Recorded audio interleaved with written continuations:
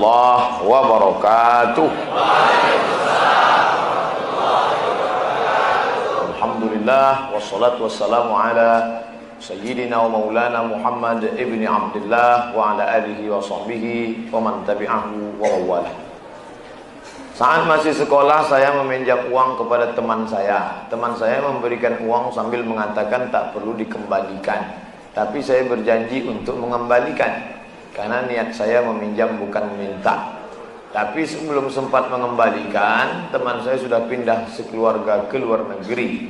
Saya tak tahu keberadaan keluarganya lagi. Bagaimana saya harus lakukan Pak Ustadz? Pertama, hitung duit itu berapa, tahun berapa. 100.000 Pak Ustadz, tahun berapa? Tahun 80. 100.000 tahun 80 itu kira-kira berapa gram emas? Karena zaman Nabi mata uang itu dinar. Tak sama harga 100.000 tahun 2017 dengan tahun 80. Setelah dapat disimpulkan, oh 5 gram emas, berarti 5 gram emas sekarang kali 500.000 sama dengan 2,5 juta. Maka uang 2,5 juta tadi diserahkan ke lembaga masalih ammah, maslahat umum, MDA, sekolah agama, pondok pesantren, masjid, panti jompo, panti yatim. Serahkan. Ini uang 2,5 juta. Uang apa nih Pak? Ambil jelas, saya tanya. Apa hukumnya minjam duit kepada toke untuk berangkat umroh, membayar hutang dengan toke dengan cara menjual kelapa kepada toke dengan harga lebih murah dibanding kita tidak berhutang kepadanya dan membayarnya secara berangsur? Masalah harga, innamal bai'u antaradin, jual beli itu sama-sama ridha. Aku ambil barangmu, aku kasih duitku, sah sah. Harga tergantung kesepakatan. Masalah minjam uang untuk berangkat umrah, haji, kurban, boleh apa tidak?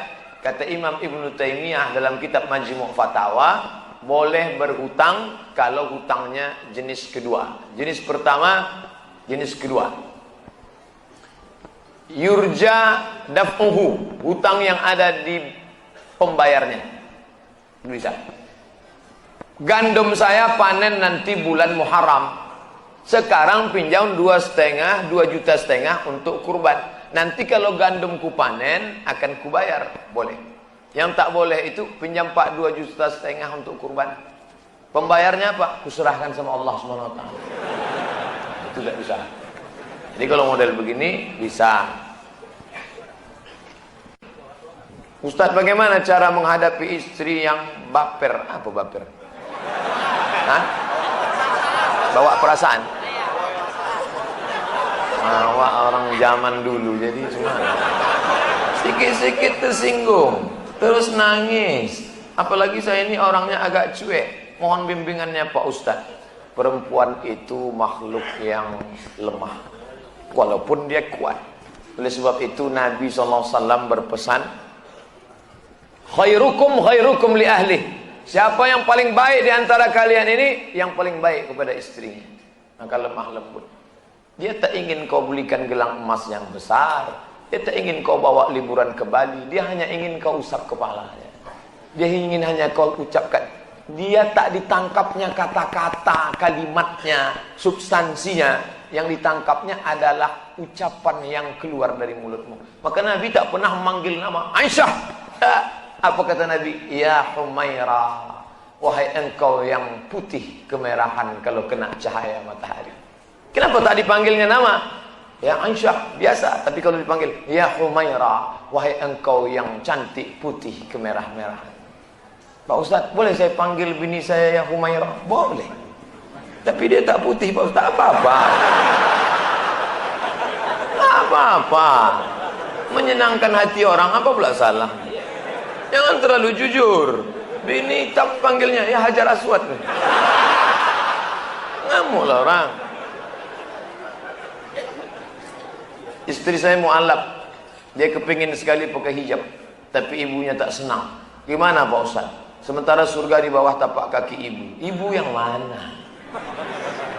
Ibu yang taat kepada Allah, ibu yang taat kepada Rasul. Tapi kalau dia tidak taat pada Allah dan Rasul, la ta'ata li makhluqin, tidak ada ketaatan kepada makhluk kalau menyebabkan maksiat kepada Khalik. Kalau kau masuk Islam, aku tidak akan makan, kata emaknya, mengancam sahabat Nabi. Kalau kau masuk Islam, aku tak akan makan. Hari pertama dia tak makan, hari kedua dia tak makan, hari ketiga badannya lemas. Apa kata sahabat? Ya ummi, oh emakku, in kanat laki mi'atu nafsan, andai kau punya 100 nyawa, keluar nyawamu satu persatu, aku tak akan meninggalkan agama ini. Ucap juga mak ya. Jangankan 1 nyawamu mak, 100 nyawamu, keluar nyawamu satu persatu, aku tetap tak akan meninggalkan agama ini. Akhirnya hari ketiga tuh makan mak. Mop-mopan aja tuh. Saya sudah 1 tahun menikah, tapi belum diberi amanah keturunan. Amalan apa yang harus saya lakukan Pak Ustadz agar saya bisa cepat diberi amanah keturunan Allah Subhanahu wa taala? Rabbi habli minas salihin. Doa siapa? Ibrahim alaihissalam. Berapa lama dia berdoa baru lahir Ismail? Nabi Ibrahim berumur 86 tahun baru lahir Ismail. Sulitkah bagi Allah membuat perempuan hamil? Innama amruhu idza arada syai'an ayyaqula lahu kun fayakun. Lalu kenapa Allah tunda? Allah hanya ingin melihat kau meneteskan air mata bermunajat di tengah malam. Ya Allah, husnuzon kepada Allah Subhanahu wa taala. Andai kau beri ya Allah, mudah-mudahan dia soleh. Andai tidak ya Allah, kau selamatkan aku dari anak nurhaka. Tak ada yang lebih hebat daripada ridha kepada Allah. Tapi tetap usaha. Banyak-banyak minum madu, kata kawan, minum. Makan kurma mengkal, makan. Buat jus toge, buat. Untuk menguatkan apa saja kan, selama halal. Tapi kalau kata dia minum kamput, jangan. Apa hukumnya jika saya sholat sambil menutup mata agar sholat saya menjadi lebih khusyuk? Apakah ini tak boleh Pak Ustadz? Sebab dulu saya pernah tanya hal ini pada dosen agama, katanya ini tak boleh karena dianggap tak sopan pada Allah. Sementara jika mata saya terbuka, saya sulit untuk khusyuk. Adakah solusi untuk saya Pak Ustadz? Thanks. Ada gambar senyum. Titik 2.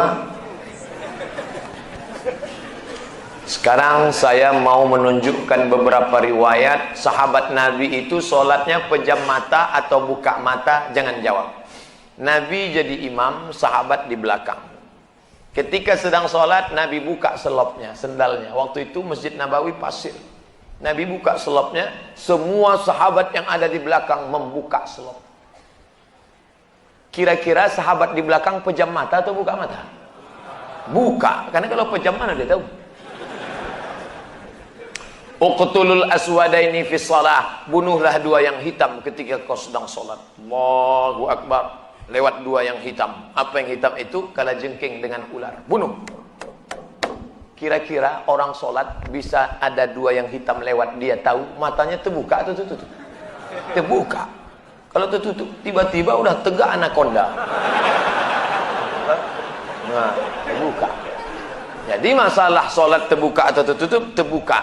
Tapi ada saat tertentu kita mesti tutup. Saya pernah mengalami.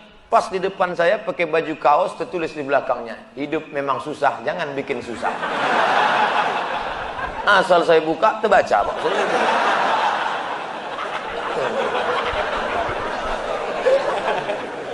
Jangan sholat ke masjid pakai baju bergambar-gambar, bertulis-tulis, pakai baju polos.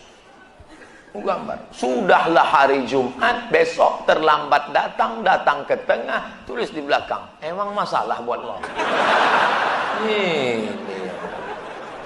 Kita bukan cerita sah tak sah, tapi efek pengaruhnya terhadap ibadah. Bagaimana pandangan Islam yang baik dalam mencari pendamping hidup seorang istri? 4 orang Pak Ustaz, sifatnya 4. Tungkahul mar'atu li arba', perempuan dinikahi karena 4. Apa yang pertama? Lima liha, karena kaya. Kenapa kau nikahi dia? Gimana lah Pak Ustaz, ku tengok cincinnya 3 biji. Kaya, tak salah. Wali hasabiha, kenapa kau nikahi dia? Keturunan Pak Ustaz, darah biru. Payah kemarin waktu cari donor darah, biru darah. Yang ketiga, wali jamaliha, karena cantiknya.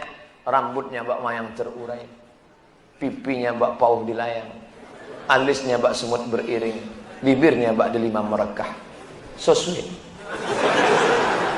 Walidiniha, karena agamanya. Fazfar bidzatiddin, pandangkan agamanya. Kau nikahi karena sukunya. Berapa banyak orang melanggar pantangan suku, dipecat dari suku. Kau nikahi dia karena kayanya, hartanya hilang melayang, kau tak suka lagi. Kau nikahi karena bentuk rupa, perempuan bagaikan bunga, kuntum mekar, setelah itu layu, semuanya layu, dia akan berubah. Nikahilah karena agamanya. Ustaz Somad, ya, saya mahasiswa Ustaz dulu, ya. Bisa, saya udah tamat kuliah Pak Ustaz, mantap. Udah kerja Pak Ustaz, alhamdulillah. Belum nikah Pak Ustaz, nauzubillah. Bisa Ustaz carikan yang ada 4-4-nya Pak Ustaz. Kalau ada 4-4-nya ngapain untuk ente? Man talaba akhan bila aibin baqiya bila akhin. Siapa mencari kawan yang tak bercacat, seumur hidup tak akan berkawan. Menikah bukan mencari kesempurnaan, menikah menutupi segala kekurangan. Semenit setelah akad, mulailah kau nampak segala kekurangannya. Kurang cantik, kurang tinggi, kurang putih, kurang mancung, kurang. Maka setelah nikah, kau tutupilah segala kekurangannya. Setelah dapat, inilah dunia akhirat Pak Ustaz. Jangan lagi matamu liar kemana-mana. Kalau laki-laki sudah menikah, nampaknya perempuan cantik di jalan, pulanglah ke rumah. Apa yang ada pada perempuan di jalan itu, ada juga di rumah. Walaupun bentuknya agak lain sedikit. Apakah memang ada hadis yang mengatakan tidak kujamin umatku 14 abad akan datang? Seandainya di sini memang ada, apa yang tidak dijamin? Syafaatnya atau ibadahnya? Mohon pencerahan. Tak ada. Nabi jangan berkecil hati hidup zaman sekarang. Apa kata Nabi sallallahu alaihi wasallam? Al ibadatu fil haraji kahijratin ilayya. Siapa yang tetap istiqamah beribadah padahal waktu itu banyak fitnah-fitnah, sama macam berhijrah bersama Nabi Muhammad sallallahu alaihi wasallam. Jadi jangan mengutuk nasib. Mengapa aku hidup di abad sekarang ini? Kenapa tak hidup zaman Abu Bakar, Umar, Utsman, Ali? Kalau mental model ini, hidup zaman dulu pun jadi Abu Jahal, Abu Lahab. Jangan berduka. Anak-anak muda, kalian yang banyak godaan, justru hebat. Ini anak-anak muda yang datang malam ini, luar biasa. Tadi udah ada yang ngajak ke karaoke, ada yang ngajak ke night club, ada yang ngajak main gapli, ada yang ngajak dangdut. Dia tolak itu semua. Maka sama macam hijrah bersama Nabi Muhammad SAW. Tuh, bro, kita gimana karaoke malam ini? Tidak, aku mau ngaji ke sana. Ada Ustaz Somad datang. Itu. Setelah, jadi gimana? Pulang dari sana kita.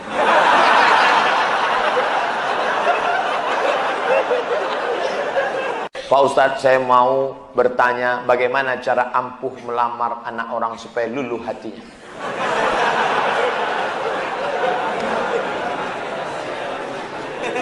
Yang pertama, kau mesti paham bahwa manusia ini ada segumpal di dalam. Kalau itu sudah kau pegang, sentuhlah dia tepat di hatinya, dia akan jadi milikmu untuk selamanya. Nah, siapa yang punya hati itu? Allah. Ya muqallibal qulub, wahai engkau yang membolak-balikkan hati, sabbit qalbi, kokohkan hatiku, kokohkan hatinya ya Allah. Hati, insya Allah kau datang atas nama Allah, langkahkan kaki kanan, tapi jangan datang sendirian. Bawalah alim ulama, cerdik pandai, tokoh masyarakat, orang yang didulukan selangkah, ditinggikan seranting, batangnya tempat bersandar, daunnya tempat bernaung, akarnya tempat bersila. Bawa dia. Kira-kira keluarga ini dekatnya sama Ustadz siapa di Batam? Oh, dekatnya sama Ustadz Abu Ghazah. Bawa dia. Ustadz, Ustadz apa kabar, sehat? Alhamdulillah. Ini siapa? Ini jamaah kita. Ilaha illallah. Gantengnya langsung connect. Jadilah. Jangan datang sendiri petantang petenteng.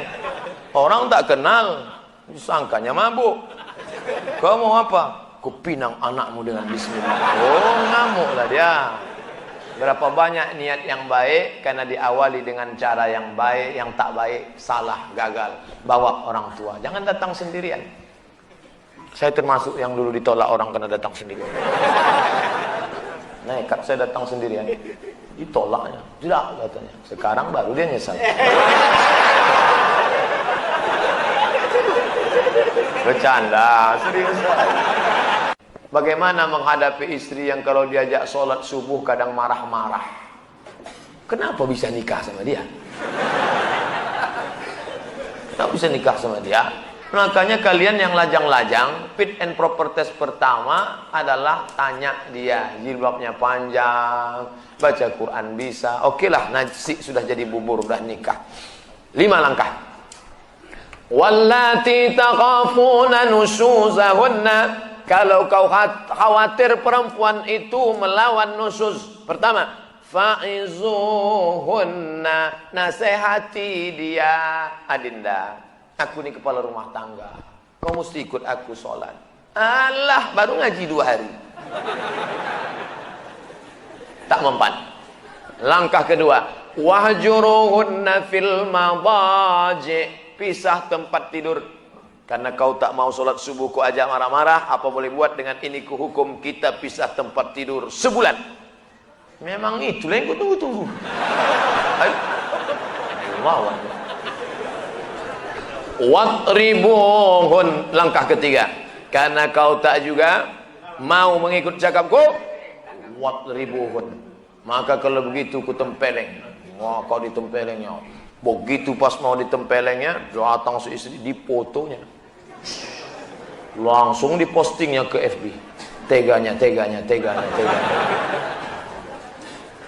Panggil sama Pak Kapolsek. Anda menempeleng istri Anda? Tidak Pak, ini fotonya.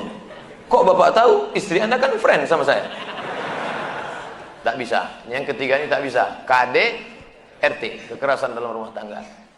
Langkah keempat, fab'asu hakaman min ahlihi wa hakaman min ahliha. Panggil mediasi keluarga pihak laki-laki dan pihak perempuan. Anak keponakan kita ini mau dibawa kemana hubungannya ini? Ini sudah buntu nampaknya. Mereka tak bisa lagi kita pertemukan. Macam Tom and Jerry. Jadi bagaimana? Iyurida islahi wafiqillahu bainahuma. Kalau mau berdamai, insya Allah akan mempertautkan mereka berdua. Langkah yang paling fatal yang kelima. Karena kau tak juga menurut, keluarga mediasi pun gagal. Apa boleh buat? Dengan ini ku jatuhkan talak 1. Abghadul halal ilallah, jangan sampai. Perempuan-perempuan, berubahlah kalian. Patuh, taat kepada suami. Taat pada suami. Yang belum menikah, cari istri. Tak usah terlalu cantik. Saya nasihati ke mahasiswa-mahasiswa saya, kalian cari istri jangan terlalu cantik. Nanti orang nuduh kalian pakai pelet. Jangan terlalu buruk, nanti malu kalian bawanya undangan. Yang sedang-sedang saja. Jilbabnya panjang, tak terlalu banyak pakai makeup, orangnya penuh kesederhanaan. Adinda, sudikah kau menikah denganku? Kita mulai dari nol. Insya Allah mau. Ada perempuan sekarang mau nikah dari nol, Pak? Ada, banyak di pom bensin.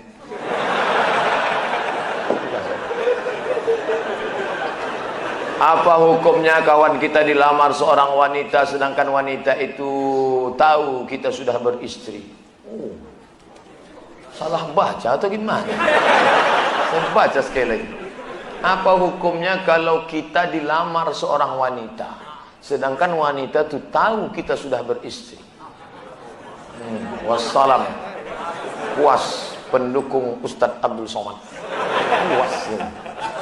Nanti kita buatkan fanpage puas pendukung Ustaz Abdul Somad dari Indragiri Hilir. Kalau ada perempuan mengirim kita pesan message FB segala macam, Ustaz mau dong jadi imamku dunia akhirat.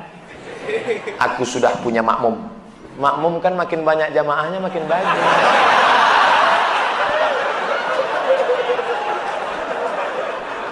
Kita ini negara hukum. Jangan main nikah siri saja. ada diatur dalam kompilasi hukum Islam Indonesia, siapa yang mau poligami maka harus izin dari istri pertama. Adinda, sudikah engkau masuk surga dengan cara secepat kilat? Mau. Kau berbagi kebahagiaan dengan orang lain. Caranya bang, kau bagilah lakimu ini kepada yang lain. Maka dibuatnya lah, saya yang bertandang tangan di bawah ini dengan ini setuju bahwa suami saya menikah dengan akan setuju.